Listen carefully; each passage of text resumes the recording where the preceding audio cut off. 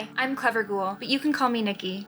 Welcome back to the channel! Recently I was walking around HomeGoods and I saw this flower pot that reminded me of Florence Pugh in the movie Midsommar. And so when I checked the price and saw that it was only $10, I knew I had to bring her home and transform her into the May Queen. So that's what we're doing today. I love the movie Midsommar, and if you haven't seen it, I highly recommend watching it.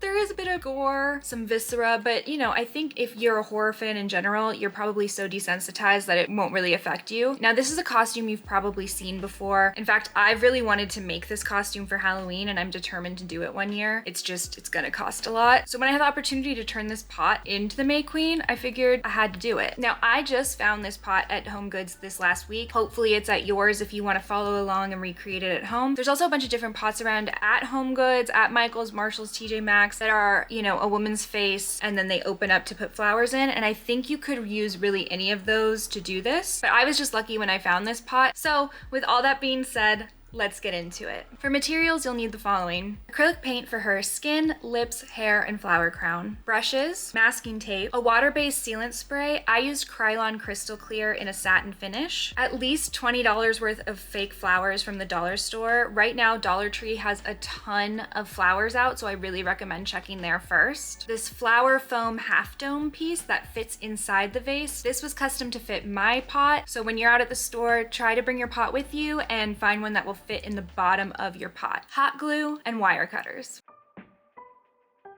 To start, my pot has a fluted bottom around it, so I took masking tape and masked off a little area that would be her shirt collar, and I made a little V-neck with the masking tape. Now this is probably going to be covered up in the end unless you choose not to do so, but I figured put it down as a nice base layer to make it match more of the costume that she's wearing in the movie. Then I mixed a little bit of this honey brown into this coral shade for her skin tone, and I painted it on, using a hairdryer in between coats to speed up the drying time. I did about 3 coats here on the face. Then I moved on to her hair color. I put down a layer of honey brown first, but it was too red for her hair color, so I ended up mixing up a few different paints together to get a nice dirty blonde base that I could just cover the entire section with. I peeled off the masking tape layer, cleaned up any area around it, and then painted that all solid white. Then I mixed together a few different shades, including burgundy, and applied that to the lips. Now it's time to move on to the flower crown. I wanted to put down a base layer of different colors of paints up here that match the flowers in the image. Whites, yellows, pinks, blues. I put it down really rough all around the crown, trying to match the reference image. Now this doesn't have to be perfect here because I'm going to be gluing down flowers on top of it. If you leave this crown white or whatever base color you started with, it's going to show through much more if you have any gaps when you put the flowers down. So I just think it's a good idea to kind of map out where you want some yellow to go, some pink to go, blue, white, wherever, so that when you put those first flowers down, it all just kind of blends in together. Once everything was dry, I took it outside and sprayed it with Krylon Crystal Clear finishing spray in a satin finish, just to lock everything in, because the acrylic will start to kind of scrape off of that base layer since I didn't sand or prime or do anything. If you want to kind of make this really solid at home, I would recommend priming the entire thing with a white water-based spray primer at home first, but I skipped that step. Once everything was dry, I brought it back in and started to attach the flowers around the crown. Since this is a base layer, I wanted to use really the smallest flowers first, so I pulled off any small flowers that I had painted around the crown, and then very carefully I hot glued those down. You want to be very careful here because the fabric is thin. In fact, I think Past Me said this really well. Chances are high that you are going to burn yourself. Anyway, you want to be careful with your fingers, and if it's helpful, maybe take a piece of cardboard and use that to help hold down and press the flower into the crown lightly, making sure it doesn't attach with the hot glue, but just keeping it there so it holds down the flower and you don't burn your fingers. I went all the way around that crown base, adding in the smaller flowers. I started to add in mid-sized flowers and then eventually added in a few large ones around the edges of the crown. I also made sure that I looked at it from a bird's eye view and added any small flowers around the lip of that crown.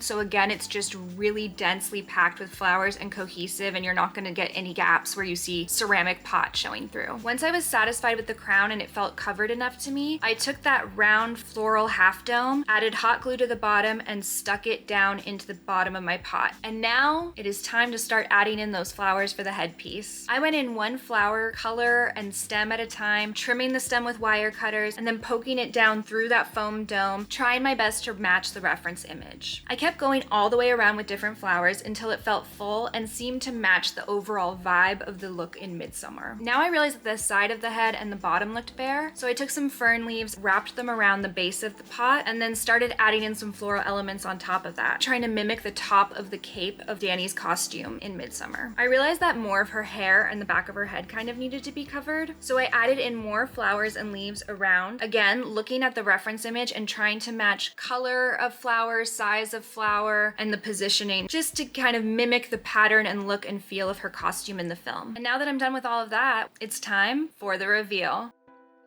Here she is. I love how this turned out. I think it would look really cool on a shelf or on a table. I think I'm gonna place her on my vanities so that I can see her when I'm doing makeup. And I think if someone didn't know about Midsommar, it just looks like this cool spring decoration. But if you know, you know, and when you saw it, you'd probably be pretty excited to see it. I think I really managed to get the overall vibe and appearance of Dani. I love the frenetic energy that kind of matches the vibe of the costume and the feeling of the movie. I didn't want to change her facial expression because to me, the lids on the eyes look closed. I wanted to keep that. I did think about adding in her eyebrows where she looks worried in that first part of the May Queen scene. I decided against it because I just think it wouldn't work well with these pronounced eyebrow ridges that are kind of sculpted into this pot already. So I left her as is. Now I did leave a little bit of a smirk on her face here because at the end of the movie, she is fully smiling at what has transpired. And after all, it is a good for her movie. We had to give her a little cheeky smile. Personally, I would love to make this costume one day, but for now, giving this pot a makeover has really scratched that itch. Thank you so much for watching. Don't forget to like, comment, and subscribe, and I'll see you in the next one. Bye!